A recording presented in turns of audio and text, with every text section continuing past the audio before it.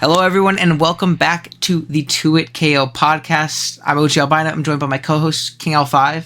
Say hello. That's me. Let's go. And we're joined by our very, very underdressed guest, Mr. Mountaih. Do you want to say hi and introduce yourself? Hey guys, I'm Mountaih. Normally I wear a suit. Today I'm not. We didn't get the fucking memo. My hosts are making up for it. But yeah, so this is just your podcast about everything and anything Draft League related. And as per usual, we're just going to kind of start off with the news and what's going on in the Draft League scene. And as our PPL representative in the call, we have like the PPL playoff picture. Do you want to go over any of the matchups for us and kind of let us know who's playing and which ones you're looking out for as, you know, a coach in the league? For sure. Yeah, I could probably go over them all. Yeah, we can go over them all pretty quickly. Yeah, if you want to talk about yours or whoever else. Obviously, I wouldn't give up any secret to the trade, but... Of course. I'll be playing Jay Ricky. Haven't played him yet. Oh, there you go. As a recording. So, yeah, it should be interesting. It's cool the way they did the playoffs because everyone from Division 1 plays Division 2, so it's all unique. Oh, so there's no repeat matchups, like, at all? Like, no. It's like completely cross-div, or... Yeah. Oh, cool. There you go. Well, and then there's potential for until finals for a rematch. I like that. That's actually cool. There's nothing more annoying than a playoffs rematch. That always blows. So there you go. Sure. Yeah. We got AIM versus Q, which is the Battle of the Urshifu's, which should be fun. Oh, there you go. What else we got? Uzi versus Vepsis. That's going to be a good one. Ooh, that's going to be a really exciting one, actually. Yeah, it's interesting. Uzi had first overall pick. He actually ended up top of the standings, and he chose Vepsis as his opponent. So with your guys' like, because I know it's like kind of like the he pick me format where you like it's not just 1 versus 8, vice versa. Do you guys let people pick like can 1 seed pick the 2 seed, or is it only 4 through 8 like it's typically been done? No, I believe he could have picked anyone from our division. Mm-hmm. So he only had 4 choices really. Mm-hmm. It was me, AIM, Vepsis, or Shroom Raver, who Shroom plays Jack. Okay. There you go. And it's still 8-man playoffs, or this is just top 4 each div? Okay, that makes a little bit more sense. Okay. Not too bad. Because it was 2 divisions of 10. There was like a huge lead. Mm-hmm. Yeah. And then you said Jack Shroom Raver, is that it? I think that's the last one. That's the last one, yeah. There you go. Well, I know. Yeah, I don't think any matches were played. So. Yeah, I know. Alpha, you said you've been helping Uzi a little bit, yeah? On top of a little bit of aim help and stuff like that. I've been quite involved in Uzi's prep this week for playoffs. There you go. I helped him pick the matchup versus Vepsis. We felt this was the most advantageous out of the 4, because obviously you don't really want to pull Mountaih or AIM round 1. That's You don't want to pull Vepsis either. That's good. I mean, it's playoffs for a reason, though, right? Yeah. Everybody there is good. Everyone's good. Yeah. Yeah. But we felt the matchup into Vepsis was quite favorable, and we have some pretty cool teams. There's 2 styles of teams that he was prepping. There's like a HO build, and then there's like a fat balance build, which his draft is super good at utilizing both, and he's been mocking with both. Yeah, this will go out after this. You should, yeah. I hope so, unless they're playing extended. Otherwise, it's going to be a long beep noise the entire time you've been talking. Otherwise, there you go. Yeah, and I'm not going to leak anything for the viewers, but yeah, it's a very heat team. Very nice. There you go. And what do you call Uzi's team? Is kind of is that been one of the reasons you've kind of had like the big gouging fires him kind of epiphany, or has it been that, or more like a combination of like DCL performances and stuff like that? It's like all of the above, right? Because helping him prep, I get to actually use gouging fire, like in a sense. Like I'm the one prepping with it a lot of the times. So like I see these lines where it's like, oh, if this like very small checklist happens, DD and win. Mm-hmm. So it's like quite the easy win con. And then there's a lot of matchups where it can just continuously pick off Mons with like a Morning Sun 3 attack set. Mm-hmm. Booster defense is like also crazy as a bulky setup Mon. You can get like 2 or even 3 DDs pretty safely. So it's just like a Swiss Army knife offensive Mon. Very nice. Yeah, we saw. Oh, go ahead. Playing against his team is awful, and gouging fire is a big reason why. For sure. I mean, yeah, Zardex with an item, right?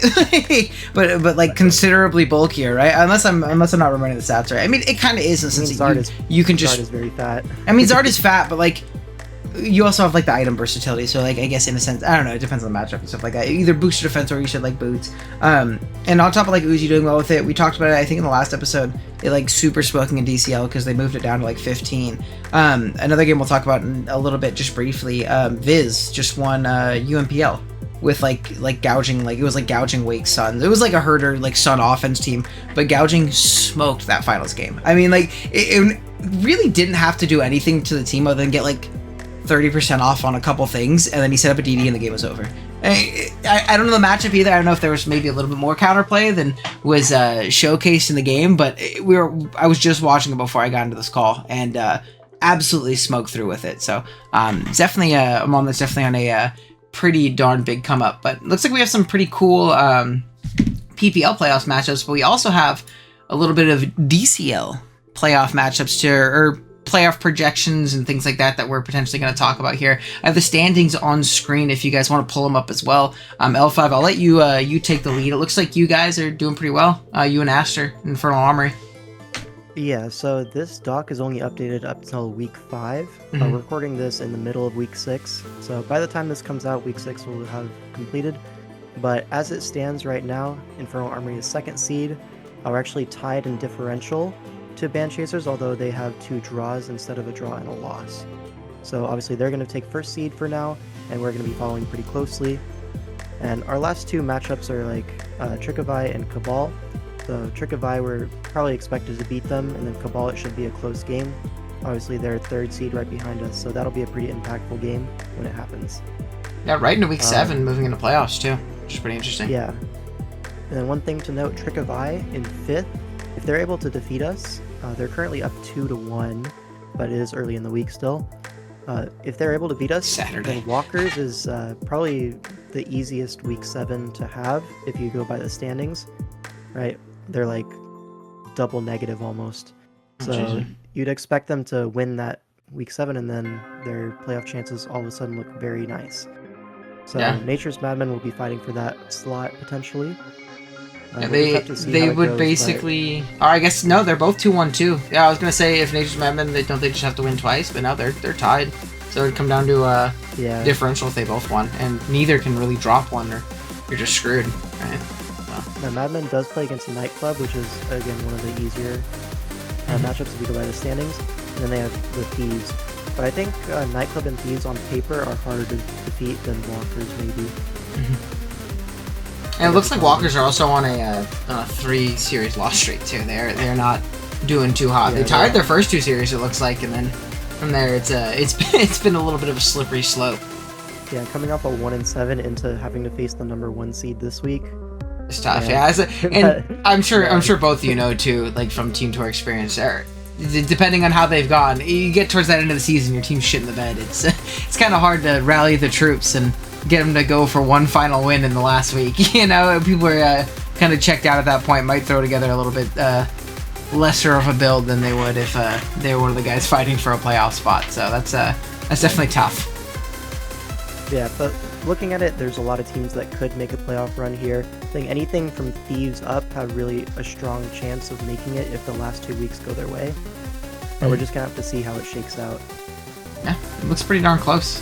We'll see, especially, I mean, we'll have a better update in 2 weeks, obviously, when the next episode comes out. It'll be like a perfect timing to go over like exact playoff matchups and all that kind of stuff. So that's definitely cool. Back to the Wi-Fi side of things, again, a couple quick things. Mostly I have to plug my own shit on my own channel, right? BBL is back, which is going to be really exciting. We talked about it a little bit last time. We're actually getting to the point where we're starting to play games. We finished draft super early. I got screamed at for like 8-9 hours on we need to start draft 2 weeks early because X, Y, and Z, none of these motherfuckers have played their games early. It's making me so mad. But we're finally starting to play. Draft analysis for those will go up in a couple weeks, probably from when this video is going live. So that'll be up soon. Stay tuned for that. Everybody loves the big broken mods, clicking the broken buttons. And then the other project, obviously, is the BBR Summer Scramble. Did just recently end with our co-hosts actually coming in 2nd place, having a great run. Unfortunately, coming up just short on the championship. Now, obviously, we haven't seen that game yet. I think who's uploading their run a little bit late. Mountaih, you didn't upload your run. Is there anything you wanted to go over either with your run, with your team, how it felt? You had Terra Thunderous, which I thought was really cool because it's someone that always just looks like fun as hell to run, but you don't typically see it tear it all that often, obviously, because there's typically better options on the board and available, but it was cool to see that guy pop off for you. What'd you think about your team and your run overall? Yeah, I really liked my team. I will upload it, by the way. I did record all the games, but I'm just going to wait till PPL's over. So you did record it. Oh, shit. That's dope. I actually didn't know that. I know originally you weren't planning on it, so that would be cool to watch. Awesome. Well, I feel bad now that I spoiled for everybody, but... No, I mean, a lot of people, anyone who's followed the tournament knows anyway. But, yeah, the gist of it was I did choose Terra Thunderous because my top tiers were... Like, my best guys were Great Tusk and Darkrai. Darkrai was Terraband. Great Tusk, you can usually get a better Terra Captain. And then that's just kind of what felt to me, and I felt it was like a good captain for what was available. And I liked it. It wasn't, like, mind-blowing as a Terra Captain, but it was fun to run, like I ran, like, physical ended or something at one point, and surprised, like, a AB Electros, and they thought I was, like, Specs. Terra Blast, you don't know. Oh, yeah. Mm-hmm. This is more special, right? So that's fun. I really did like the team overall. Great Tusk is obviously the greatest Mon in the fucking world. The roll compression. That's why I chose it first. Yeah, the ultimate box ticker. You can simultaneously live every hit you need to and kill everything at all times in every matchup with whatever you need. Yeah, I mean, that guy's absolutely incredible. And you're right. I mean, it's good with Terra, but it's not a Mon that, like, you're like, I gotta Terra my top tier guy. So it kind of led to a little bit more flexibility in, team structure and composition, it looks like. Yeah, and it's an 8-Mon tournament. I don't know if the viewers know that. So, like, I would say you want roll compression or definitely 12. But just as an offensive weapon, I was surprised. I got 2 6-0s with Great Tusk alone in that tournament. Just like on, like, bulk up stuff, or? One was bulk up weakness policy rapid spin, and the other was just rapid spin weakness policy. It was against the Loma Mola, which you'll love to hear. Hey guys, hey guys, the 6-point Pokemon was a 6-point Pokemon. That's crazy. Oh my gosh. Goes for 11 now. Dude, they wanted it at 12. I see. Like, the funny thing is, it was a bit, right? Like, everybody was like, haha, Owen's all mad.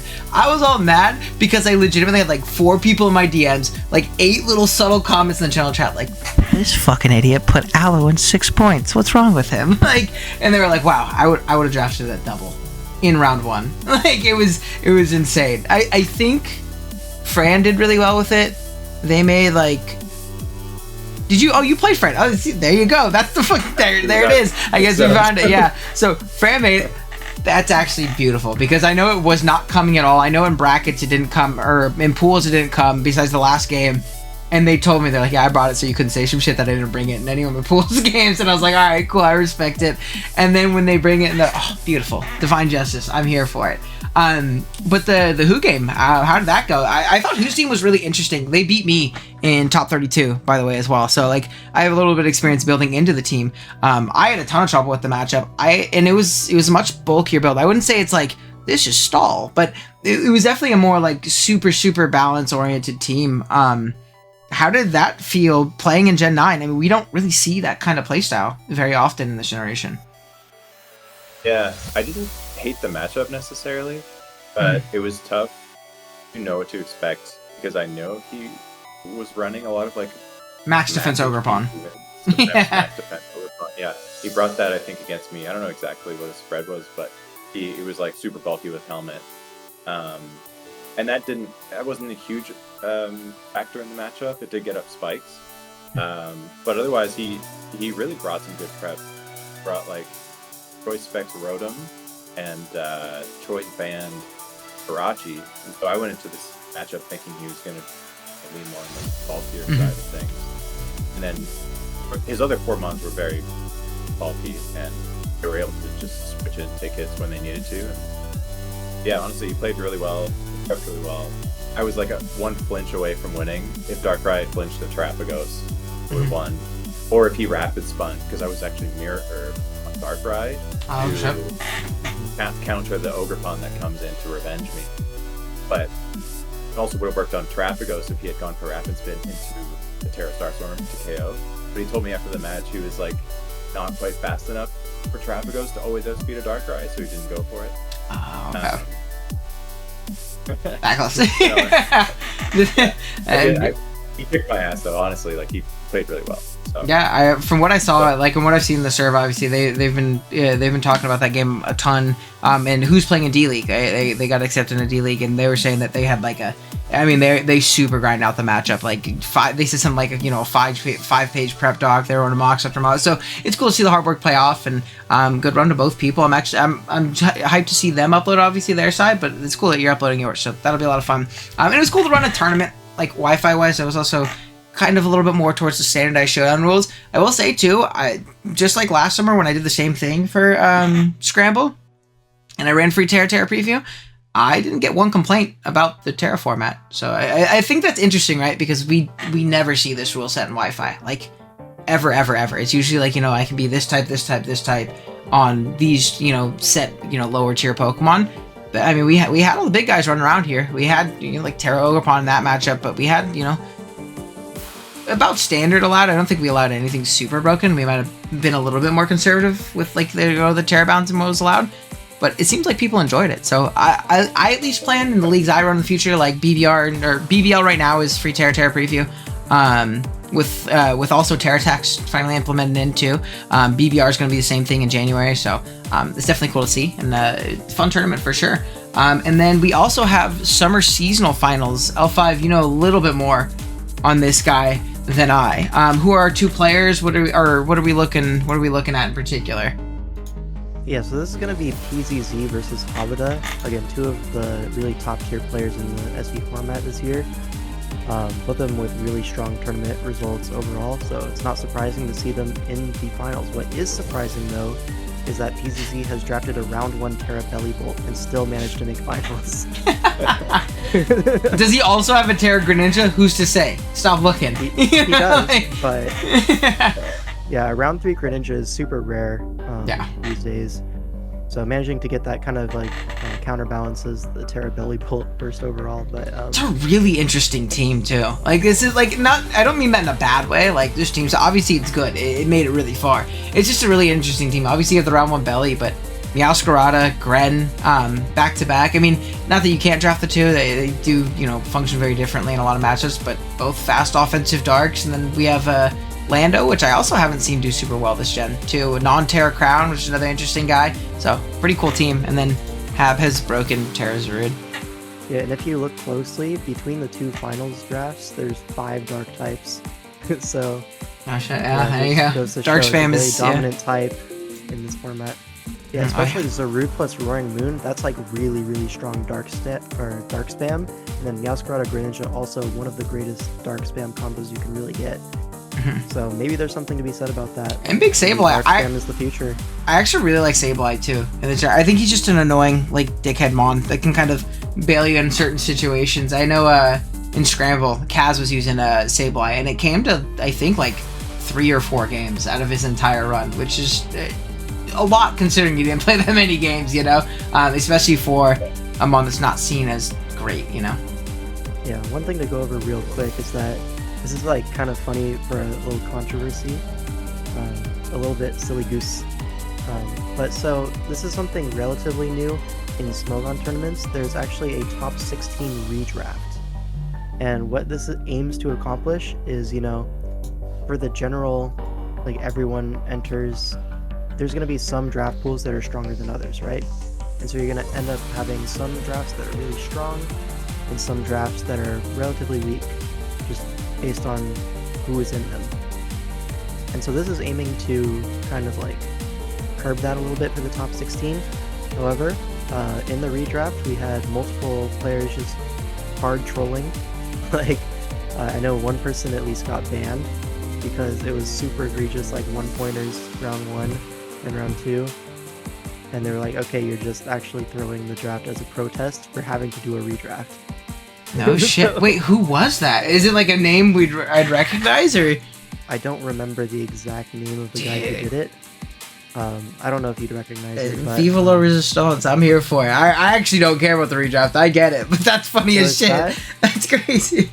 There's that, and then there was the round 1 belly bolt, which is also in finals trolling, right? Okay, so it wasn't round 1 belly bolt from pools or the beginning of Swiss all the way through the tournament. It's through like the last just top 16. like 3 or 4 games or whatever it is. Mm-hmm. Okay, that Correct. makes a little bit more sense. Not that that's still not impressive, but like makes a little bit more sense. So we didn't have to go the entire tournament with our first pick being Big Belly. I'm just throwing that out there. People were not happy about the redraft, and I gotta say I'm on their side. I don't think redrafts are really worth the trouble, especially considering this is not even like a tournament for money.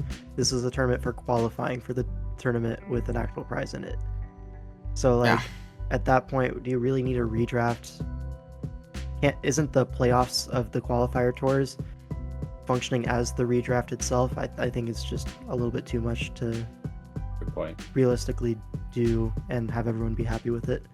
No, I mean, I think that's fair. I mean, PCC teetered in the line too, doing a little tap dance around it, saying like, "Hey, round 1 belly bolt. Look at my Meow Scar. Look at my Greninja. We're good. Yeah, we're all right here. All right, that's cool." Now, I guess we can kind of segue off into our little. I know you've been here for a while, so people are already used to you. It's been 20 whole minutes. But kind of our little interview section of the podcast with you, Mr. Mountaih, and we kind of wanted to focus on like kind of the quick rise up you had last gen, and kind of, you know, you've kind of established yourself as a really, really solid draft player, but you haven't been around as long as even myself, and especially someone old as shit like L5. Especially. Yeah, you're old. I am. But what got you into draft? You know, when did you start watching, and when did you, you know, say like, hey, I wanna pick up the sticks and give it a go? Well, I only learned about it through PokeMMD and his WBE videos in Gen 7. Mm-hmm. And so I've been a fan. I've been playing Mons for like, you know, since I was like 20, I think. Well, as a kid, and then I got back into it when I was 20. And I'm 35. So I have been playing for a while. Yeah, but you're old, L5. Anyways, keep talking, young one. Yeah. Okay. So I've been playing for a while, and but I never really knew what draft was. I tried it before Gen 8. I joined like a showdown league in Gen 7. Knowing nothing about draft or the community, all I watched was like videos maybe once a week, and so I like took to Reddit to find like the draft community, because I didn't know what, I didn't even have Discord at the time. So I got it. I joined a league. The league was just run by, I assume, children, and fell apart after like week 5, and I was like, draft league sucks. Like, why do I want to participate in this? It was fun, but like the fact that it fell apart left a sour taste in my mouth. But then I just kept watching like AIM do it, and it just really appealed to me. I've always been someone who has played with like lower tier Mons. I never really played that much OU. My favorite way to play was just play on Wi-Fi with like Mons that I'd bred, like using whatever I want. So I was very familiar with like every friggin' Mon already. So it was just a natural fit for me to be a draft player, I guess. Yeah, just a nice little natural progression. And then you super got into it in Gen 8, which is always really interesting, because that was like in everybody's mind like the dead gen, or like, you know, the forgotten years of draft, you know, especially on the Wi-Fi side. Obviously Showdown not as much, but on the Wi-Fi side for sure. It was funny joining at that time, looking back, because like, again, knowing nothing about the draft like YouTube community or otherwise. Now Gen 9, you have people like CPAD and like going back and did these guys play before? Or they? Who are they? Okay. Cool. Oh yeah, no, it's weird. The big renaissance in Gen 9 was definitely a welcome change. Yeah. Yeah. All right, so within Gen 8, right? That's when you really started getting into draft more heavily, I'd say. And Yes. like your rise to the top was very quick within that time frame. So what was your kind of path through that? I know you were part of, was it the Amino website or some other website? I was on the one that Otto used. Draft. Draftleague.nl, yeah. I believe that's what it's called. So what happened was, again, I took to Reddit and joined a league, and then it was a YouTube league, and I wasn't really planning on being like a YouTube guy, but it's always been a fun, like I had a YouTube channel already that I was making like silly videos for. So actually my most famous video is a Gordon Ramsay video on my channel. A classic. So it's my favorite Mountaih video, personally. Yeah, it's the most popular one. So, I got a similar I already, story like- with my channel. Yeah. oh yeah. Yeah, my number one most viewed video is how to stop your GBA for iOS from crashing. It's yeah. a little off-market app. You're gonna Anyways. ruin any kind of Pokemon partnership I'm ever gonna get. Talking about emulators on this very official Pokemon YouTube channel or Pokemon based YouTube channel. You watch it. No association.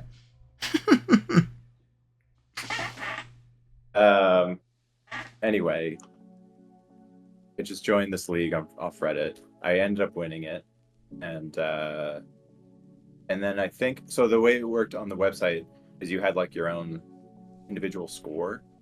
So I got invited to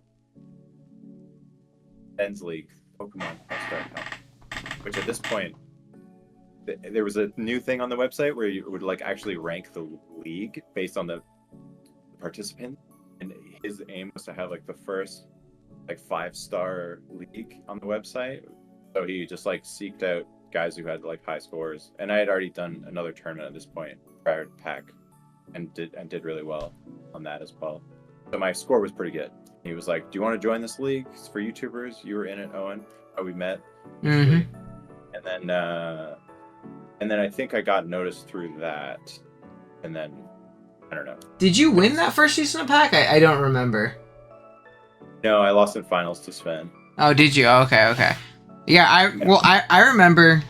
I don't remember if we played or not in that season, but I do remember like the streets whispering there. Yeah, either you were on my schedule or you're in it. They're like, "Yo, this kid's the truth. Watch out!" And I was like, "All right." And lo and behold, the You might have blocked it out of your memory, but I 6-0'd you in semifinals. Fuck! Did you? I made semis in that league. I swear to God, I genuinely don't remember. See, I asked you if you won finals. I don't remember if we won. I was probably super mad, and I blocked it out of my memory, knowing me. I'll be 100% honest. That's You're great. upset that I preserved 6-0 because I didn't He's need pissed to. off. Did you? DMs Hey me man. about Well, it to every be other honest, day. I'm still mad that you did that in semifinals. Why would you do that to me, Mountaih? Because the better score you have, the more your rank goes up. So- And I was trying to hit number 1. This is all Otto's And fault that's then. I'm gonna go find Okay, Otto in his that's nice. I'm gonna go find Otto in his nice cushy retirement home. I'm gonna have a talk with him and say that he's the reason Yeah. I got 6-0. That's tough. That's actually hella funny. I did not remember that Could at have been all. a 5-0, dude. Could have been a 5. That sounds like some shit I get mad at. I'll be 100% honest. But yeah, I mean, from there though, it was kind of just league after league after league. You were kind of smoking and continuing to get better.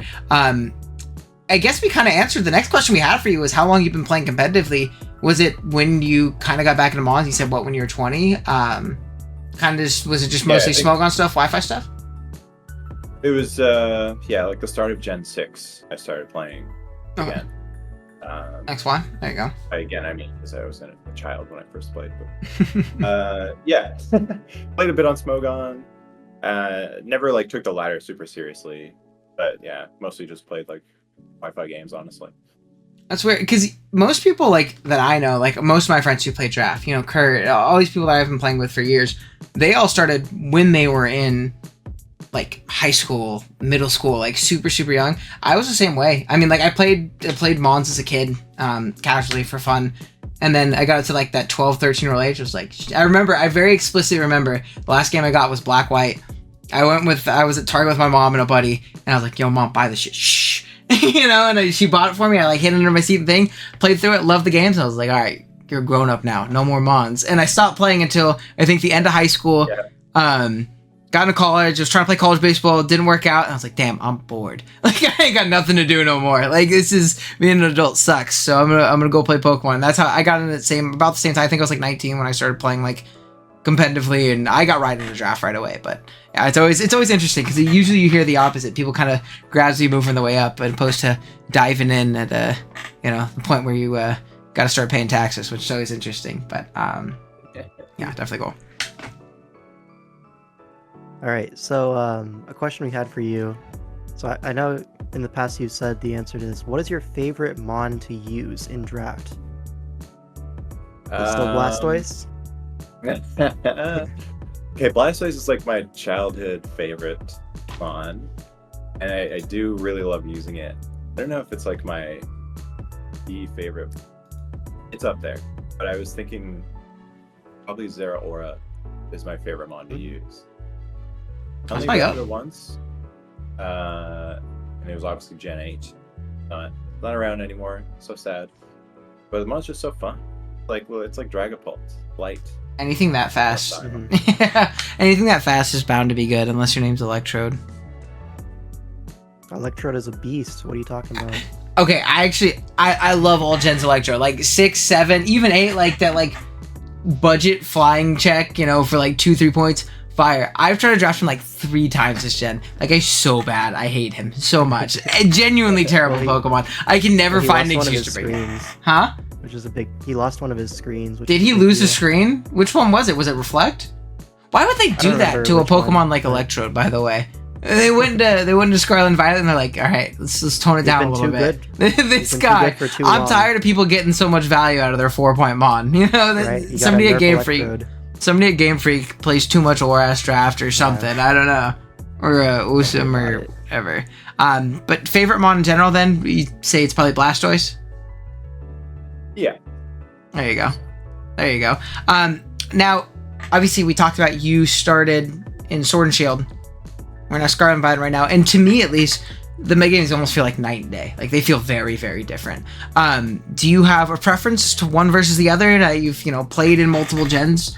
Pretty much to their completion, Sword and Shield or Scarlet and Violet pretty much being over, hopefully the next year, and kind of being mostly figured out at this point. Do you have a preference between the two, or any comments on either of the gens in general? I prefer Gen 9. Oh, really?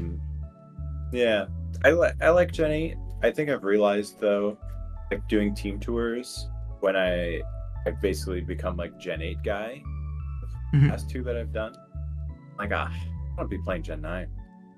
And I don't know, it's not that I like love offense, like I'm happy to play like a bulky style, but I think the games are just like more exciting in general. I think Terra's cool. I like Terra. And yeah, I don't know. I guess Gen 8 can feel a little bit stale, just in the sense of like there is no gimmick or mechanic, like there's no shiny button to click. Yeah, I mean there is, but you probably shouldn't be playing leagues that let you click that one. Yeah. But like there's always been Z-moves, Megas, a bunch of cool shit. So like getting that back obviously is something pretty cool. It's interesting though, because I don't know, my personal feeling is I think I'm at the point where I'm okay with Gen 9. It took me a little bit while to warm up to it, I won't lie to you. I did not enjoy it at first very much. And I still think I prefer Swish just because it feels a little bit more controllable, or it feels like there's a little bit more leeway for mistakes. I feel like Gen 9 is like oh shit, you messed up, pack your bags, buddy. Like you're done. So that's true. That is a good point. I feel like I bet the better player wins more often in Gen 8. I would say that. But I don't know. I can't prove that. But the game's just more enjoyable. That's fair. Yeah, a little bit more dynamic and exciting, And I think Gen 9's really rewarding in the builder too. Like I think there's a lot bigger of a much bigger emphasis on, how well prepared you really are versus, how well you think you're prepared, Yeah. But yeah. On that point, I really like new items and stuff too. Mm-hmm. Loaded dice and mirror herb and stuff. There's pretty game changer for draft. Mirror herb has been really cool in general. That's an item I wasn't big on in general until recently. I actually hate mirror herb with a passion. Actually, I've realized Why? You big Shell Smash guy? Not really, but basically the move Shell Smash is banned. We You talked can't about click that it in an episode. Like without you're not risking allowed the game to. immediately. So it's just, man. So you But, like, are a big Shell Stuff Smash like guy. Blastoise really takes a big hit Mhm. in SV for that reason. Like the offensive sets with Smash, they're still good, but you do risk the game every time you click it. It's like so annoying. It was weird. I feel like On I both didn't. sides. I didn't see a lot of Mirror Herb early too. It felt like when Torterra got I smashed. saw a lot. Oh no, I mean like No. early in the gen. I feel like. No, Oh really? that's what I mean.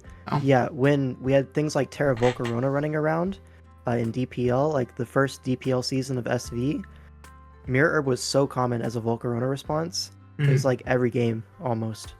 'Cause- That's fair. Yeah. Would that be like? Was it on like those SPDF checks to where they could switch in, kind of make it net neutral, and then threaten it out with X physical move, or was it like counter sweep measures? Because I think that's where it's I know. uninteresting is like the counter sweep. But I think like how Mountaih was saying for the Terapagos, it was Mirror Herb, or not for the Terapagos, for the Ogerpon, it was Mirror Herb Darkrai to prevent the revenge. Like I think shit like that is very, very cool. Stuff like that is cool, yeah. Mhm. But you have to take both. Yeah, Right. that's fair. That's fair. Yeah, that is Um, definitely fair. Yeah. But anyways, it's a cool thing. I think SV is definitely my preference. And what you were saying earlier, I think the better player wins in SV more often than Swish. Although they're both up there in terms of like the better player will win most of the time. I think Gen 7 might be the most volatile out of them, but definitely Gen 8 and Gen 9 are kind of more in line with that. Gen 9 more so because you have so many tools in the builder, where if you're a better builder, you can get so much more out of your Mons. Mhm. And if you're a better player, you can get more out of your breakers, which are on average stronger. You have bigger buttons to click, so stuff like that, I Fair think enough. they're both very rewarding. And then Switch, there's not a whole lot of like surprise factor where if you know what's coming, just because your recognition is a little bit better, it's really easy to kind of coast to a win in Switch, I found. That's fair. It is kind of hard to really come up with. I don't mean heat as in you bring the the silly special Serena or something like that. Like heat as in like cool shit that works and catches your opponent off guard. There's not a lot of that in Sword and Shield. It feels like it's very like It play exists, the but correct to a team lesser structure. extent. Yeah. No, for sure. Mhm. Yeah. Like, for example, Theodore Manny is by far one of the best Sword and Shield players of all time. His record is like insanely positive in team tours. Like consistent 5-2 performances almost every time. I think his worst performance was like a 4-3 regular season, which if that's your worst, You're probably we're doing doing good. good. And he only drafts Stall in Sword and Shield, and he has that matchup completely figured out. It's very hard for him to go down. I mean, he's the stall guy in general, right? He's the Yeah, greatest no one stall doesn't like player him. in draft history, which is also like a hard play style to play too, especially at a high level. It's very difficult, yeah. Yeah, like you have to have like the entire game mapped out like to a fucking T almost. Isn't he also though he's not a big SV guy, right? To my knowledge, because it's kind of impossible to play that play style in Scarlet and Violet. I think he really gave up on SV after getting smoked by me and Darkrai back-to-back weeks, and we both brought the exact same Annihilate set. Oh god, yeah. There's nothing There's he so can many do. teams that just murder, or there's so many mods that just murder fat in this generation. Yeah. It's so hard to play in some matchups, so kind of takes away from the. I mean, like the whole purpose of playing stall is like the consistency, and like those played out lines, and you can't really do that as well in this gen. But it's always interesting to see it too. I think it kind of also just depends on how you like to play the game. So like someone like Theo might say, yeah, fuck Scarlet and Violet, this game sucks, but For sure. and really prefer the more monotonous nature of Sword and Shield regen spam and stuff like that. So definitely really interesting. Now Mountaih, for yourself, obviously we have PPL playoffs coming up. Hopefully take home a championship again in that one, and then we just had Scramble End. Do you have any future plans after PPL, whether it be Wi-Fi, Showdown? I know you've played in the Showdown scene a good amount, whether it be DPL, DCL, things like that. No, nothing immediate. I'll be uploading my Scramble stuff, as I said, once PPL is done. My time with that, it's gonna be nice. And, there you go. take a little break, I guess. Yeah, I don't really have much going on. That's nice. It's nice to have that backlog, kind of, just to throw a video. I mean, my Scramble run ended like a month ago or something like that. I think I'm just getting to my top 32 game where I got smoked by who ends up winning it all. I gotta upload that I think next weekend, and it's been nice getting that break, but at the same time I'm like low-key itching. I'm like, all right, kind of bored. I need to do something else. But it's always good to reset, and no, not everybody is as big on going constantly as some others. But yeah, I think from there we can kind of jump into everybody's favorite waffling portion of the podcast here. L5, do you want to kind of lead into the discussion? This is one that you were really wanting to talk about a ton this week. All right, guys, it's turtle season. Let's talk a bit about Terapagos. Now, I know, Mountaih, you've been using this in PPL to great success. I've been using it in DCL to also really good success. And in the Scramble, your opponent had a Terapagos in finals, and he ended up taking it all. So... Yes. What is it with this turtle, right? Fucking turtle. It does it all, guys. It does it all. So it does it all. Yeah. One thing that is nice about it, it's reliable rapid spin. There's a removal. It's an emergency button with boots, and it's a multi-scale copy. Better multi-scale, to be honest. Better multi-scale, yeah. Yeah, infinitely better, which is a crazy thing to say aloud. Yeah. Yeah. But so it's a nice emergency button for that, and then it can also function as a win con with spin or rock polish, boosting your speed, calm mind, or sometimes the meteor beam, power upset. So a bunch of like really strong sets, and the base stats to really back it up, and an amazing move pool as well. So like it really does get everything you could ever ask for. I think the only coverage it doesn't get is Ghost, right? Like it doesn't get Shadow Ball, but it still gets Dark Balls, which is the same thing. Yeah. So like there's nothing it doesn't really cover at all super effectively. Yeah, like I don't think it has Psychic. No Psychic? Oh really? Oh shit. I knew it didn't get Shadow Ball, and I remember that annoyed me once. But other than that, I actually didn't know that it didn't get any Psychic moves. But I mean, you get fucking Bug Buzz. Now this isn't a mon I've tried myself, so it's what I'm kind of letting you guys run it in general. I remember though when this first dropped, people at first were like, "This guy's him," like this guy's fire. And at least again in my more immediate scene and like the Wi-Fi scene and stuff like that, I saw it get shit on a ton after that. Like, hey, this guy's fire, fraud, terrible mon. Like immediately fall off. Do you have any inclination as to why people thought that? Or obviously we've kind of talked about why that's wrong. My experience has been the opposite. I think people were sleeping on it early, at least in the showdown side. Mm-hmm. There's a lot of Terapagos haters out there who are constantly being proven wrong, and it's fun to see. So Mountaih, what have you seen? Oh, yeah. Well, so the reason I prioritize it in PPL was seeing it pop off in showdown so often, and normally it was actually with offensive sets that I was witnessing. I saw sweeps all the time. And I will say that it's probably better in 8-mon than it is in like 10 to 12 or whatever, because I have had a difficult time. I haven't had any sweeps yet with Terapagos or anything like that. It's just been like a reliable like 1 or 2 for 1 mon for me. It's harder to sweep when there's so many extra defensive options, I guess, in like 12-mon. Mm-hmm. So I will say it's probably more valuable in an 8-mon format. That said, it's been really good, and it's just a mon that's so easy to slap on every single team. Like no matter the matchup, like Terapagos has a good match, and that's what I like about it. I think there's something like toxic top rock you want. I think there's something very valuable about being that like one. You said that 1 for 1, that 2 for 1 type mon. Other mons that like remind me of that are like Iron Hands. I fucking love Iron Hands. It's one of my favorite guys. Or like Melmetal in the past or something like that. Where like, is it gonna win the entire game? Probably not. But I think trading 2 for 1 is more than enough to probably put you in a driver's seat to win a game in most instances, right? Like, Pokemon's all about resource management and having more resources than your opponent at the end of the game. So if you're consistently trading 2 for 1, like, I mean, from there, that obviously opens up something else in the back, hopefully, even if you're not just winning with your Terapagos. Exactly. Yeah, something I really enjoyed is lead sets. I think they're really, really strong. When you get to matchups where you don't really need that emergency button, and it's kind of difficult to get off like a setup sweep for an end game, you can always just lead Rocks, Toxic, Starstorm, Flamethrower, stuff like that.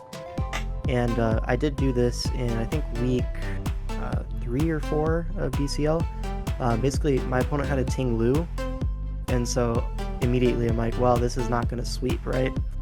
So I may as well lead it, get Rocks up, and try to Toxic the Ting Lu, which will open up the rest of my team. So I had a lot of special offense on the team that really appreciated Ting Lu going down. And we get to the actual official game, and my Terapagos is able to get Rocks up. I'm able to completely kill the Ting Lu outright through Toxic and Terra Starstorm, and I'm also able to Toxic a Sinistra, and I think one other thing took a hit from Terapagos. Now it's just like insane value, set me up for a very, very easy win. It went like way better in the official than it even did in mocks, and it was doing great in mocks too, so like super consistent at getting like that early progress. Yeah, and in that game he didn't even set up hazards on me because I hadn't revealed all 4 moves, so it could have just been spin, and he's wasting turns while Toxic, so he actually ended up with no hazards up and a dead Ting Lu. Jeez. And my Terapagos was still alive, so... With damage and organs. Yeah. Now, kind of talking about that, obviously, I think the hazard game's obviously really big in SV in general. A note we have on here is kind of talking about hazard stack, and whether it be a ghost, a Terra Ghost, obviously is an option. You can always have a ghost in your team if your game plan really calls for it. Right here we have, is it too strong? Is this just like a general metagame trend that everybody needs to follow, or something that people need to take more account for in the builder? What do you think? So I think we've seen a lot of hazard stack plus ghost in BCL, and that's because it's just a really strong game plan that people can default to when the opponent has weak hazard removal, or like only spin. Like even if you have a Great Tusk or an Iron Treads or something like that, if you do have something like a Rotom normal with Culberberry, that can switch into Great Tusk multiple times and really make it difficult to get that spin off, despite Great Tusk being easily the best spinner in the format. So like, even drafting excellent spinners is not safe versus hazard stack plus ghost. Sometimes you're able to get the spin off, but it's definitely no walk in the park. Yeah, and I think another aspect too is like hazard stack plus ghost, and then like also we kind of talked about it a little bit earlier. I could be overestimating this a little bit, but I think Dark is just such a good offensive typing in this generation in general as well, and that kind of actually helps. Despite you'd think like ghosts aren't as good, but the knockoff spam that I feel like also goes on a lot of time in this generation with a lot of things getting knocked, a lot of these strong offensive darks, mons like Meowscarada. We also talked about like guys like Roaring Moon, things like that. It's not even like you can reliably just be like, fuck it, I'll just be boots, I don't need to spin, because things can kind of go awry pretty quickly that way as well. Yep. So has this one been... problem I had with Go ahead. Tusk, sorry. In Bramble, playing Sableye, like you mentioned, when I played Kaz, I played 3 Sableyes in that, and it was hell for the, at least in the mocks, when there were like hazards at all. Oh yeah. Well, King. Okay, so I don't know if this is like super common in Wi-Fi though, this hazard stack plus ghost idea. Is this something that you see somewhat regularly? Because I've found hazard control to be even weaker when you get to these like 20-man pools, right? All of a sudden the options just go from bad to worse. People so die. Like be people stronger, yeah. if anything, but I don't know if we really see it as much.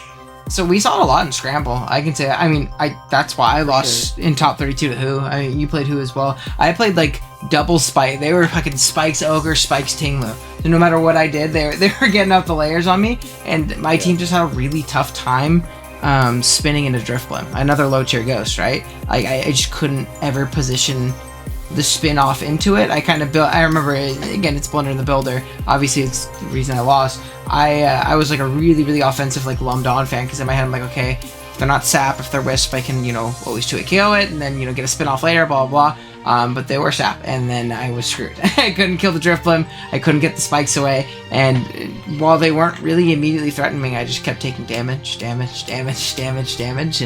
the game was over. And then obviously Mountaih was talking about Kaz and all the other Sableyes we saw in the tournament. When you played those Sableye teams, Mountaih, did you play into a lot of hazard stack? Were people kind of not bringing it, and it was like a, ooh, thank God, because it was only in the mux? Well, the reason I played 3 is because I played one dude twice. It was the same guy I played in pools that I played in the tournament. I didn't actually mock for those games.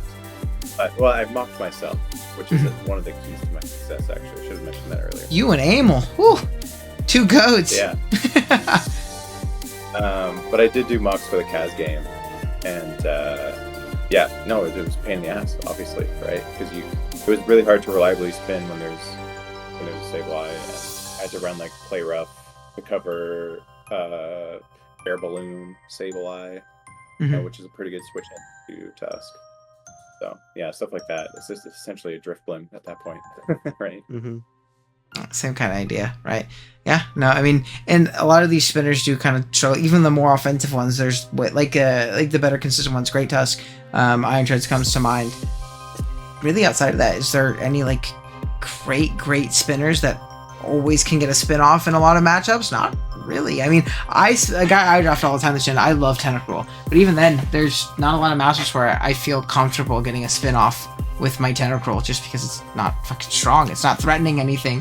At least initially, with those hazards being up, it's tough.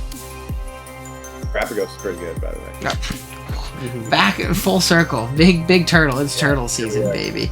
But yeah, I mean, we have a little note here that L5, I'm assuming you put, so I assume I know your take on it. Best removal in the game is, or in the tier, is heavy duty boots. Is that a statement from you, or is that a question for us?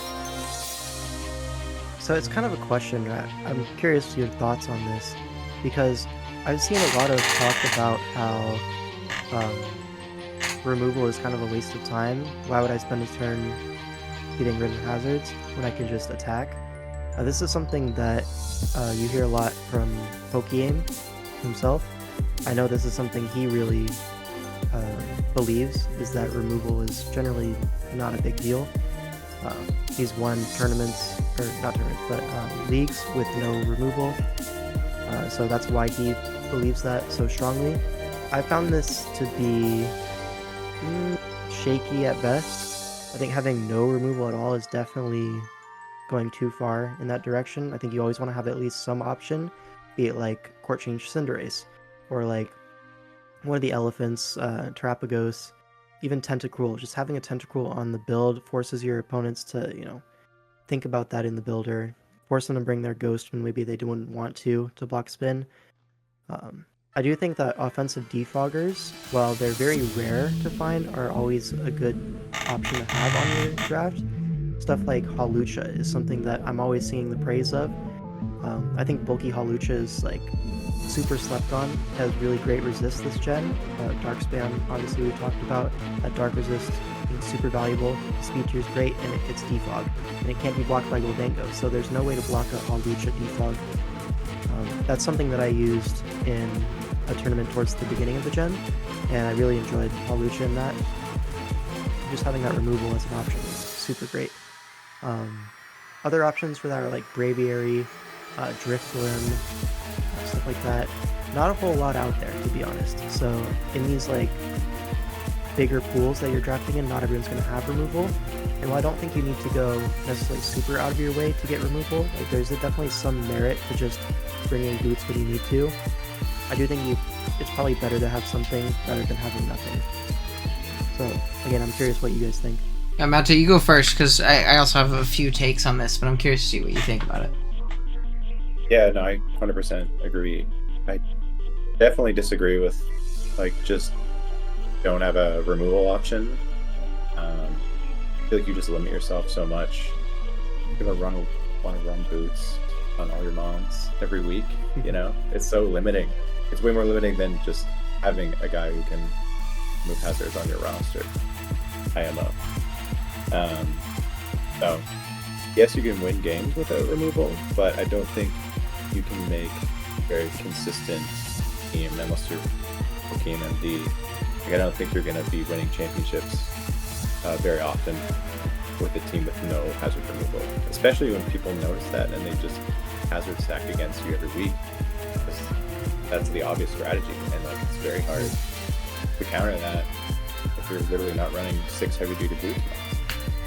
Yeah, it gives your opponent like a very easy slappable win con of just get up hazards and wait for you to bleed out, basically. Exactly. I do think he's able to get away with it because he's a significantly better player than most of the people he's playing against.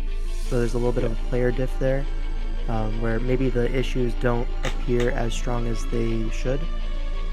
So maybe there's something to be said there, but yeah. I think it's just a little bit more gray than some people, because obviously AIM says that Keegan, my buddy Keeg, he's also firm believer. He's fuck removal. I'm not drafting it. I'm not clicking it.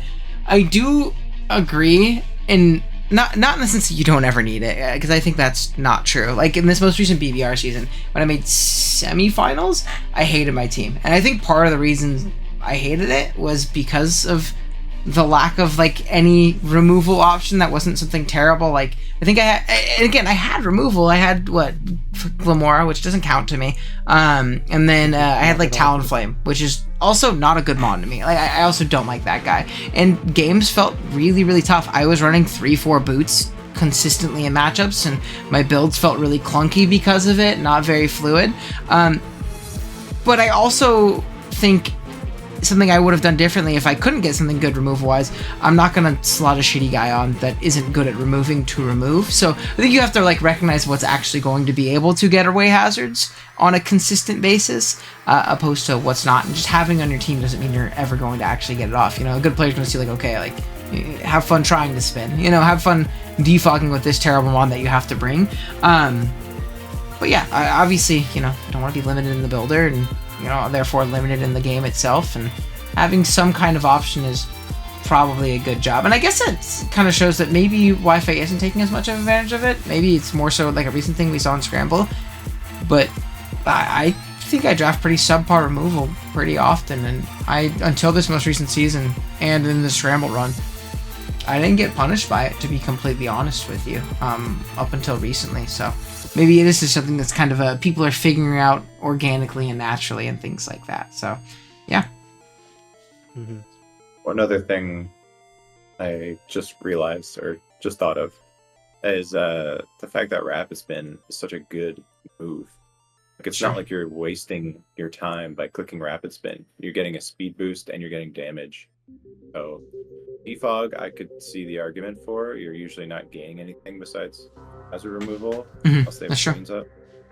But Rapid Spin, like it's not a momentum sink, I don't think. No. There's a lot of opportunities where you can set up a spin into a KO, where you don't even lose a turn. Exactly. Yeah. 100%, and just gaining a speed advantage, or forcing them to Scarfer too, or like forcing them to reveal one or something of the sorts, right? If we're spinning offensively with our great Tusker or Terapagos, right? So, yeah, no, that's definitely fair. I think with that though, we can kind of speed along and move on to our fan questions. And I don't think we have any super complex ones this week, which is nice. I think last week we had some big waffle sessions on these. Yeah, we had some yapping going on. But these ones are a little bit more lighthearted. We have a fun one here from Evil Mr. Mongol, not to be confused with good Mr. Mongol or nice Mr. Mongol. He's evil. And he would like to ask us, I actually think his name is just Mr. Mongol. I remember he just randomly changed the name of the server. He has not done anything evil, right? He seems like a nice guy, but he's evil. He asks, what do you think are the best strategies for drafting really low tier mons, specifically around the 2 or 1 point range. A lot of people may not utilize these points for anything serious like fixing holes or for some utility. Also, what are some of the best one pointers that have put up some kind of work for you guys? Any that you remember at least? Me personally, not really. I think if you are gonna draft, a silly 1.2 point mon, you gotta be realistic. You're probably not forcing too much pressure in the builder with them. But I think the idea of like maybe having some general pressure, guy that comes to mind for me is like a fucking Trapinch, right? Or like a Diglett or something. I think they're in a Gen 7 game one time. I think I killed a Heatran with a Diglett and then like Endure reversal to Kieran Black, and I killed both of them. It was fire. But like it was obviously in one game. Not that Diglett is Destroyer of Worlds or we need to bump them up a couple, but I think just generally having the ability to force some kind of pressure in the builder, not like oh shit, he drafted Zigzagoon, haha, Yeah, one mistake I made early in my draft career is I would try and plug defensive holes, like typing wise, with my low tier guys, which doesn't make sense because you're usually not going to be bringing them, and anyone who is good at evaluating a matchup will just ignore them past your low tier guy. Because he costs 1 much point. more, much more valuable to get a mon that actually does force some prep and can potentially do some things in a particular matchup, like a Diglett. Any examples from you, Mr. L5, or do you stay away from those little guys in 1 point, 2 point? Yeah, so I don't know about you guys, but I'm pretty well known for drafting like 7 mon teams and then having a throwaway 1-pointer that I never bring, or like I bring once in the whole tournament. This is kind of the thing, something that I did in the Oras Cup, the first one that they did on Smogon, which I ended up winning. I basically had a 6-mon team plus Illumise and Electrode.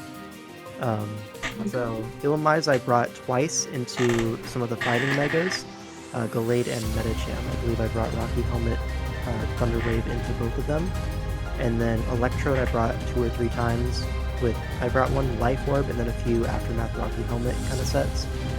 But generally I stuck with my top 6, and that allowed my average quality of mons that I'm actually bringing to the lobby to be higher, right?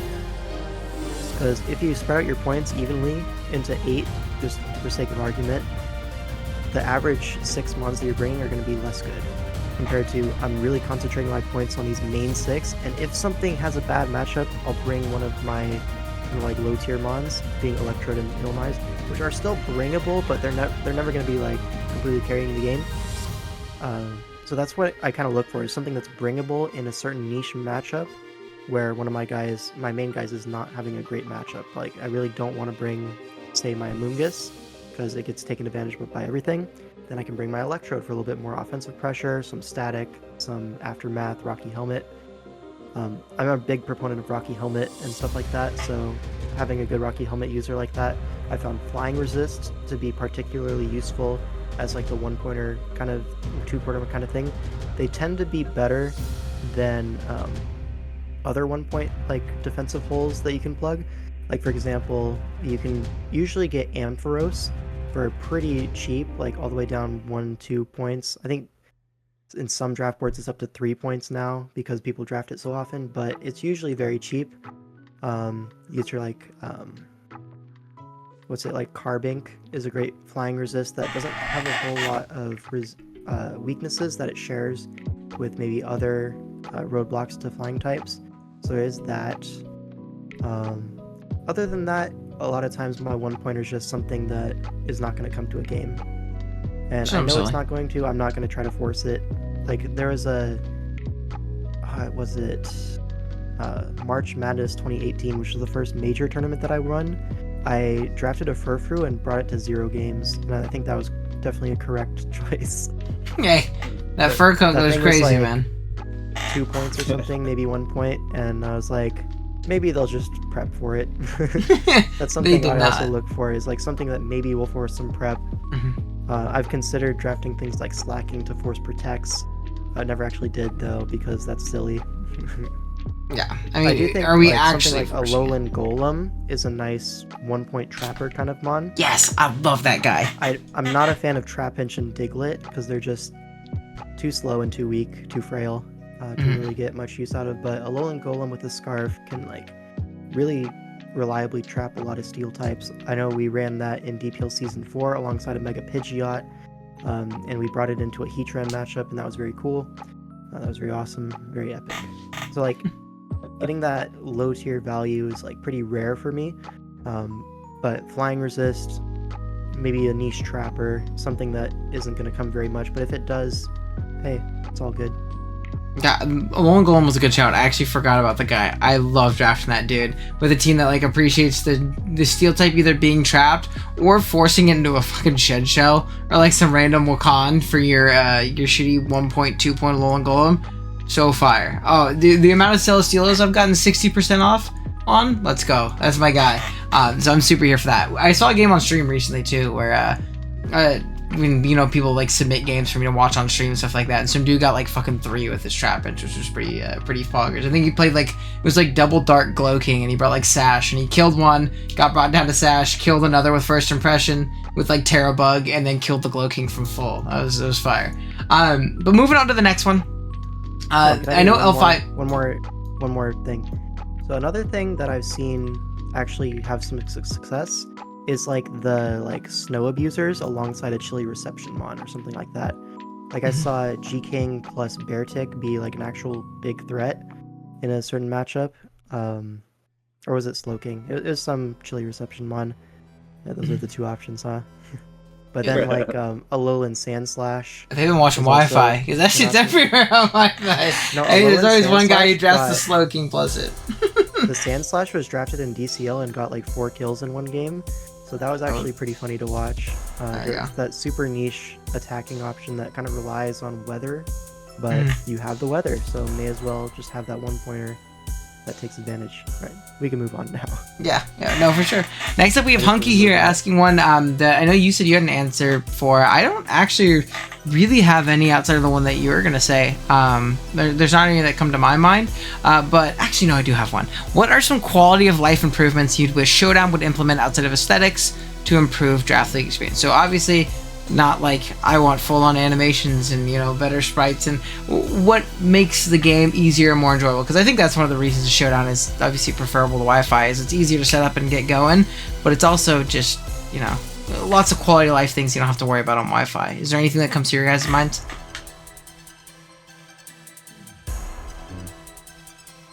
So I will say my thing, which is that the builder, if you have like a speed boost Kartana, sometimes if you click a certain button a certain way, it'll just reset that to 31 IVs or to 0 IVs, and you want it to be 19, and you want it to stay that way. But sometimes it resets itself, and I lost a game over that a long time ago, and I'm still upset about it.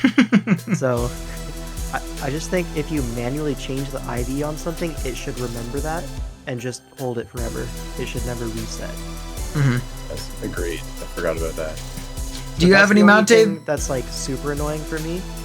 Other than that, just 3D sprites that were missing from SV, but it's been like 3 fucking years. Yeah.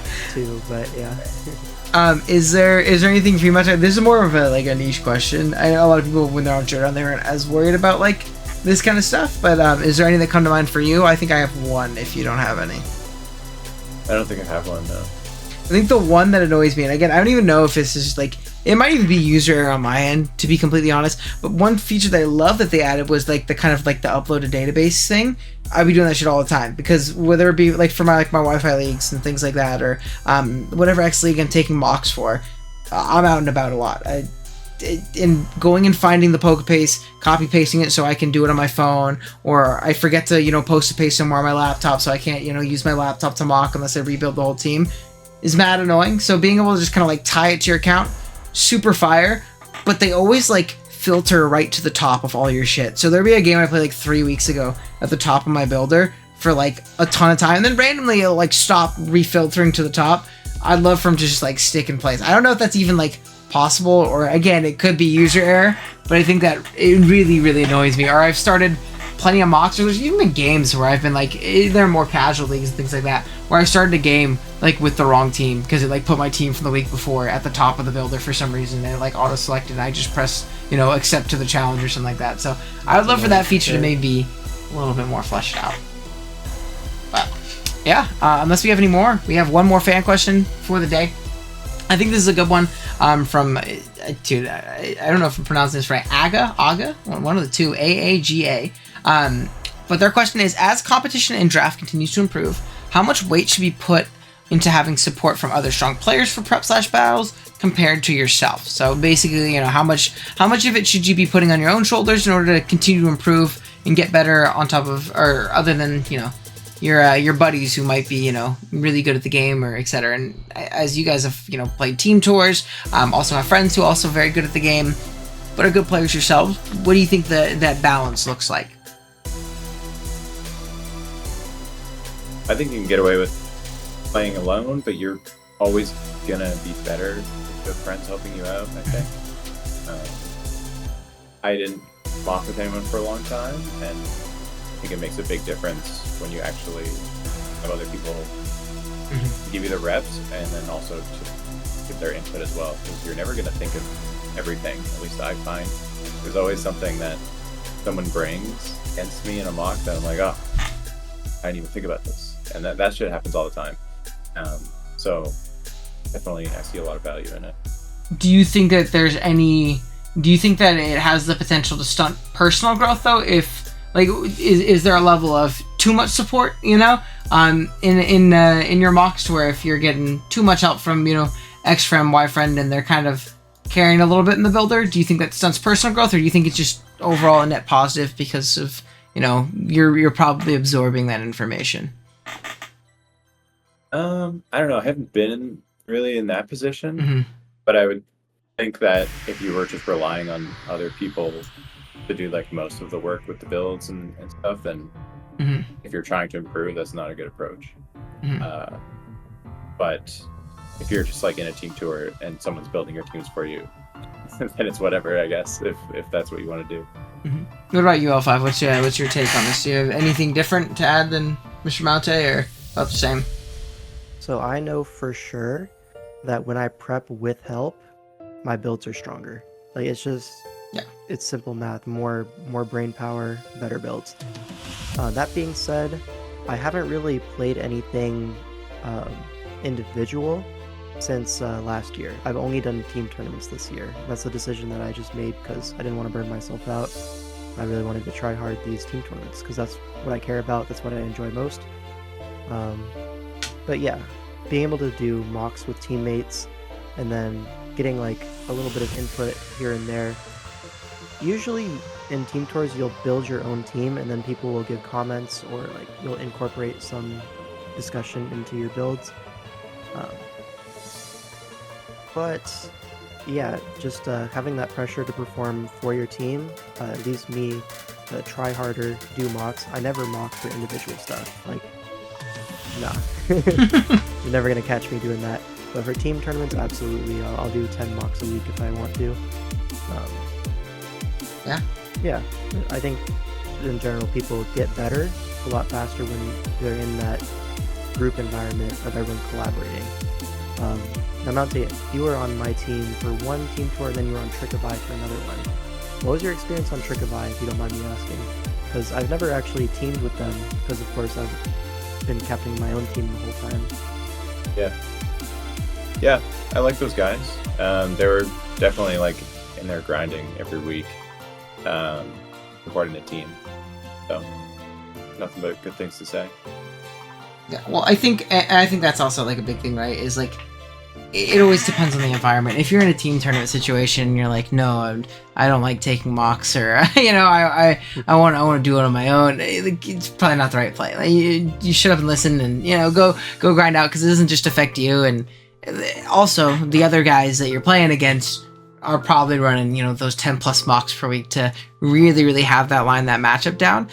I think that unless you are literally, because I think the reason this question was asked, and why I kind of alluded to it, I think they're maybe a little worried, like, hey, if I keep getting so much help, am I actually like building these teams myself? Am I learning? I think literally, unless you're like, here, build my shit, I don't want to this week, you're gaining something building. As long as you're like actively trying to absorb the information, you're giving your own input, and you're actually grinding out the matchup, you're gonna improve as a player, right? And hearing from other minds, and especially people who maybe know a little bit more than you in regards. You know, there always is those people. There's, you know, only one guy who's the absolute best. Other than that, there's always someone better than you to kind of learn from and absorb knowledge from. I think as long as you're, you know, putting in a genuine effort on your own end, the more help, the better. You know, you're just gonna win more and, you know, learn a lot more from your games and such. So yeah, I think help's always a good thing. I don't think it's required in like single person settings, and Mountaih kind of talked about it too. You can always self-mock too. I know you just said you did it. Amel, in team tournaments, he definitely, you know, mocks and helps out his team, blah, blah, blah, but he does not like it at all for individual stuff. But his thought process when he builds, he really enjoys doing those self-mocks, and he can do them objectively and not make the cool side win, the bad side lose, you know, and really kind of find the whole thing. I know I personally couldn't. I know for a fact I'd be like, well, I don't want the other guy to win. How can I make this seem objective but it not be? But I think if you could do that too, that's also a really valuable tool. But yeah, in general, I think that's all of our questions. We're gonna jump into game of the week, goob of the week, however you want to say it. And look, we got 2 Mountaihs on screen. You guys can't see it. 2 whole Mountaihs on screen. Probo Pass goob this game. Do you want to talk? We're not biased. Not at all. No, we definitely didn't just pick this one immediately and be like, all right, we're good to go. But this was a hype matchup in general, right? Like, again, we talked about Vepsis earlier too. Another one of the, you know, Wi-Fi draft goats. Love Vepsis. Love his content. And he's been having a great season. 5-2 him, 6-1 you. And we saw the low tier Terra Probo Pass pop off. Is there anything in particular the matchup where you were just like, did you have an epiphany, like a, oh my god, Probo Pass is him, he 6-0s this game, or what's the TLDR backstory here? Pretty much, man. At first I had Chestnut over Probo Pass, and then I did a self mock, and I tried Probo Pass, and I like 6-0'd myself, and I was like, oh, I guess I really want to use this. Can't afford not to bring this if he brings Terra Steel. And like I have a pretty good read usually on how Vepsis will build, especially as we've been helping each other recently. And I really, really thought he would bring Terra Steel on his Hydrapple, because indeed he was seriously a huge threat to him in the builder. Especially the team that he brought. Right? Yeah. And once I saw that 6, I was like, well, pretty sure Pro Pass going in. And people were bringing like Terra Fairy in mocks that I did, and I was like, okay, but I think he's probably going to bring Steel. I'm still going to do the Pro Pass thing. And yeah, it worked out. Close my pace on the other monitor. Like, I don't want to, No, that's definitely, it was definitely cool to see it pop off. I mean, it went absolutely crazy. I mean, I just kind of have it playing in the background so people can kind of see the substitute doll in action in the game, and it came out, and there's really nothing Vepsis could do positionally. And when I was watching the game too, you really positioned well around, you know, ensuring you had a sub up in the moments in which you needed a sub up for X Revenger coming in and whatever was going on. So yeah, big shout outs to Big Probo Pass for the game of the week, getting a big sweep. I think this is the second Mountaih game we've had as game of the week in our 3 episodes, but the first one you lost. So we get a win on the channel, because the first one was you and you and Mr. Pokey. Yeah, big, a pretty good low tier mon for that question earlier, right? Oh, there you go. A lot of value of Magna Pull Pro, especially with Terra, guys. There you go. On for price. Dude, yeah. So Bastiodon, great mon, great emergency button. And those are like those, especially in those like Terra attack systems, right? Like obviously this is like lower tier Terra with PPL and Wi-Fi and stuff like that. But like a lot of these like Terra attack systems where you have like, you know, 26 point whatever it is, and you have enough points for your broken guy, but having that Bastiodon, I think I've seen a couple like random like Meganiums and shit like that, like those generally bulky as hell mons that don't really do much else otherwise, or have a shitty type or whatever it might be, end up being pretty fire when you can change their typing to, you know, whatever you need to have it check in the back or whatever it may be. So definitely pretty cool to see. I think I saw Cake Rick lead off with like a Terra Poison Meganium, and it just put in so much work, like unreasonable amounts of work. Yeah. Well, I remember when I got picked up DPL mids by you guys on WIG in DPL, we had a Terra Bastion on the team and a Terra Meganium on the team. I was like, oh, these guys are heat. Like, these guys are pretty fire. They're really, really good defensively. Yeah, and I forget which one. Oh, it was Bastion. It was Terra Bastion with Terra Grass Ogre, which was cool having that, like, versatile defensive piece on top of like my guy who tears into one typing but goes zoom really fast. So definitely some cool mons for sure.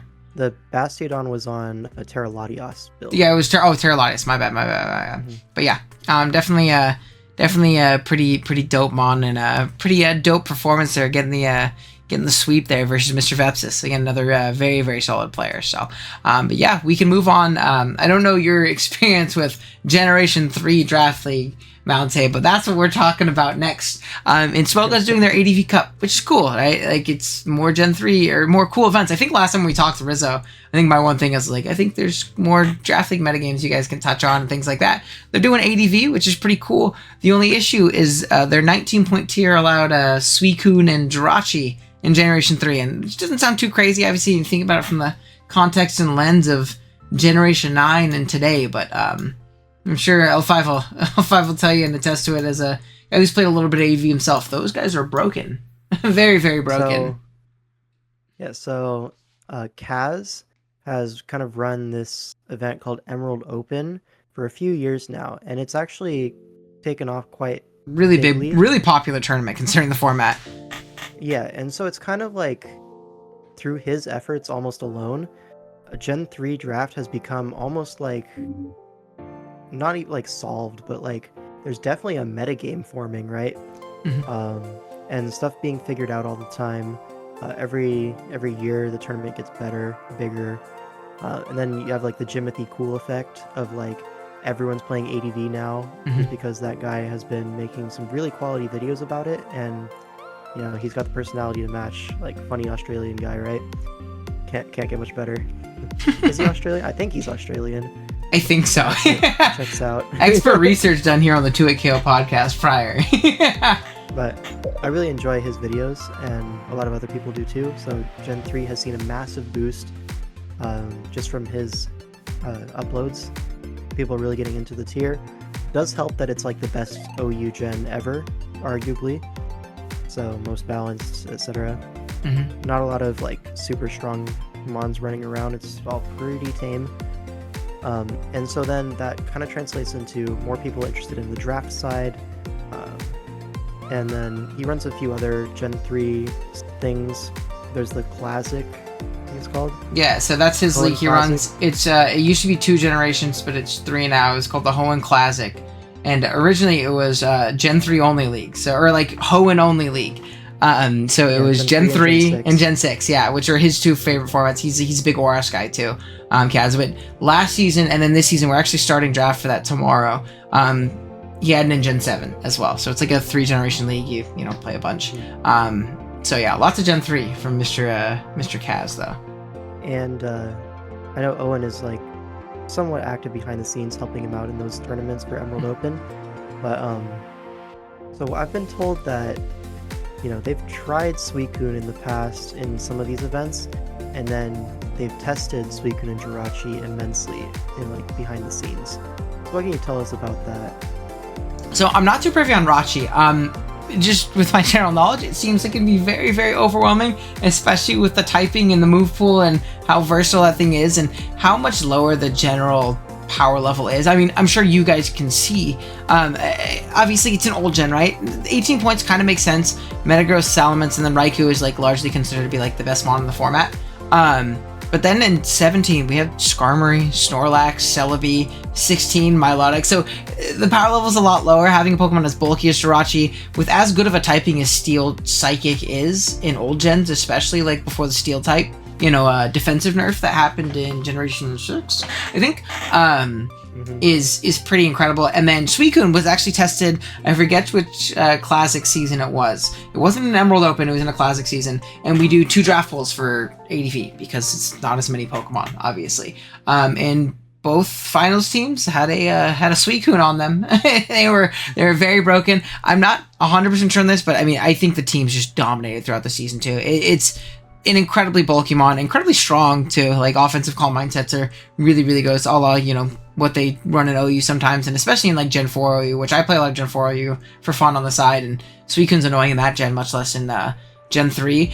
It is largely never been a good idea. And I know a lot of people helping run the Smoke On tournament are also obviously Emerald Open adjacent. Not the Emerald Open isn't like associated with this at all. I feel like I should mention that out loud. But people who have played in EO and in Classic and maybe like Modern in one of the two or whatever it may be, they very well should know how broken it's going to be. So I'm very interested. I won't be playing in the ADV Tour just because I'm playing in Classic, and I'll play Emerald Open. It's enough Gen 3 Draft League for me every year is those two events. But I'm very interested to see which two Suicune teams end up making finals, or which two Jirachi teams right? are. I mean, 2 out of 8 of these teams in every draft pool is just going to be broken as shit, and it's going to be really funny, and the rest of them are just going to be mad. You know, it's basically you're signing up for the tournament in hopes you get first or second pick, and going from there. I'm actually curious as to what would the Gen 9 equivalent of allowing Jirachi Suicune in Draft B? Would Flutter be too far to say? Chienpao? Right? Like something egregiously like, holy shit, this guy wins the game, every single time? The draft board here. Where's the ban list? Let's see. Obviously, those Pokemon are defensive. Here's a great example. So, something like Terra Dragonite. We saw there you go. That is owning the format early gen. Like, not even close. Like, I remember... I was like the first Mon that was like, that guy needs to be Terra banned immediately. Yeah. In DGBA, across, I think it was 4 divisions, 3 of them, the Terra Dragonite won, and one of them was a finals. So very dominant. Maybe it's Terra Roaring Moon would be equivalent to like Jirachi. That's true. Something that like it's gonna be a win con every game, and you're not gonna be able to stop it.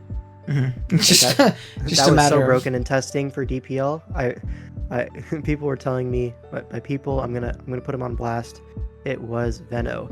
He was like, hey, we should allow Terra Roaring Moon, it's not that bad. And so I 6-0'd him back-to-back in testing games with Terra Roaring Moon, the exact same set. Then I was like, yep, we're not allowing this. So that's always fun. But these like completely over-the-top Pokemon. And I know in, what's his name? Callus. I know Callus has been running some Gen 3 draft leagues with completely different rule sets, right? Mm-hmm. Now, I'm just going to do the TLDR on how this works. It's like a much bigger draft, and it's a I heard about this. Mm-hmm. And you can only bring each Pokemon once. So it's kind of like more interesting that way. And in the playoffs, or like one of the deep bracket runs, what happened was someone, as a tactical decision, decided to throw first game by bringing a Jirachi, which was not on their roster. Only a Jirachi. It was 1 Jirachi and 5 blank spaces versus a 6-man team. And what this did is it revealed the 6 that the opponent brought and disqualified them for games 2 and 3. No way they upheld that rule. Still had, because there's no rule against it, which is changed for future events. That's good. At the time, Callus was like, I respect it, man. You're really bending the rules here. There was no money on that game, right? We'd be talking. Oh my goodness. What happened was Jirachi led off and swept the entire 6 healthy Pokemon. And obviously, they didn't build for Jirachi, it. But still, should be able to knock out one Mon. Off and 6-0ing might be a little bit much, just saying. Yeah. And then there's stuff like Fear Jirachi, which is like the physically defensive Fire Punch Toxic, which is so difficult to break. Stuff like Earthquake Tyranitar can't even break it 1v1 necessarily. It'd have to be like DD offensive, and then like even then you can switch out to a rock resist. It's not that hard. Something like a Swampert. Yeah. You're toxicing. Swampert Jirachi sounds so awful in Gen 3. Oh my god. It's just so hard to break Wish Protect Jirachi when it has less weaknesses, and it's so much relatively faster than the rest of the metagame. Like 100's considerably fast. Is so fast. Mm-hmm. It's so fast in draft. Yeah, I mean, there's very often where teams will be pretty well structured and they won't have them on faster than base 100. Now, obviously, you want to. That's why some of these mons are so good. Like Starmie is him in ADV. Love that guy in ADV. Yeah, it's just so inconceivable to me that there would ever be a matchup where you're like, okay, Jirachi isn't that good here. No. Yeah. Maybe into like certain Doug Trio teams. But even then, you just run physically defensive Jirachi. Yeah, how much? You can probably just Ice Punch the Doug and handle it. Protect up with leftovers, get a Wish off later. You're also really not sand that bad. immune into tar too, so like even in tar matchups, you're not Yeah. having your lefties nullified, That's which is another also thing. big. Like, oh man, yeah. I mean, and that's So- pre-buff Dougie, right? So Dougie doesn't even come close to killing. Yeah, It's only 80 attack. But another thing about sand, right? So sand in ADV OU really limits Suicune and stuff like Snorlax as well, but mainly Suicune, where that 6% negating the leftovers is so impactful. You see a lot of weatherless offense running Suicune and then trying to clear the weather on opposing tar with like Sunny Day Magneton, for example. But in draft, not a lot of teams are going to have that T-Tar. Like in OU, it's like 50-60% usage on that T-Tar. It's a very, very commonly used Pokemon. And that's kind of what keeps Suicune in check a lot of times. And even then, Suicune is like super big performer in stuff like the ADV Revival. Then you come to draft, and it's so much harder to deal with. Obviously, there's some things that can boom on you, but I mean, the Suicune user can prepare for that as well. It's stuff like Vincune, a lot stronger in draft because there's no sand perma. You can sub, protect leftovers. That covers you against a lot of booms. So hard to boom against that kind of thing. Then Calm Mind Surf, you can PP stall a lot of things. A lot of the grass types in ADV are really bad. The grass stabs are really terrible. Giga Drain, yeah. awful move. it's Hidden-powered grass is APP and legit like the best grass move. Mhm. And obviously the electrics are good, but it's not like people aren't drafting around electrics anyways, with Raikou being the top dog for the past few years. Mhm. So Every team just has a don't Raikou check see- if it's a good team, right? Like you specifically draft a Raikou check, which also kind of is a test to how good Raikou is, and maybe that guy's a little much. I hate playing that guy, but like every team has like some kind of Meganium type guy that just walls the shit out of Raikou or checks it at the very least and slows it down. So to kind of wrap this up, VM Nunes and whoever else is running this ADV Cup, you guys are winning Waffler of the Week for allowing Jirachi and Suicune in Draft League ADV. Congratulations. We think you are the silliest of geese. So, ADV's fun though. Give it a shot, but yeah, don't really. I if you enjoy ADV. yeah, if you sign It's up, fun. hope you get pick one or two. If not, Yeah. hand in your Maybe 2 even- weeks. Maybe Raikou can compete. Yeah, but hand in your outside of 2 that- weeks. I mean, Raiku's kind of good to both those guys. Let's go. Yeah. But yeah, with that being said, we're pretty much done for the day. Not too bad for a 3-person podcast, an hour 30. Mountaih, thank you for joining us. Is there any closing remarks you have before you go? Any plugs or any profound Subscribe to statements? Mountaih. That too. He'll obviously be down there. And King L5. There you go. Sub to King L5 for me, please. That's all. Oh man, a humble man too, making me so do the world's favorite Poke rapper. There we go. Alrighty guys, well I appreciate you watching again. If you enjoyed this episode of the podcast, be sure to leave a like on the video as well as sub to the channel. We'll be back in a couple weeks with another one, and yeah, we'll see y'all then. Later.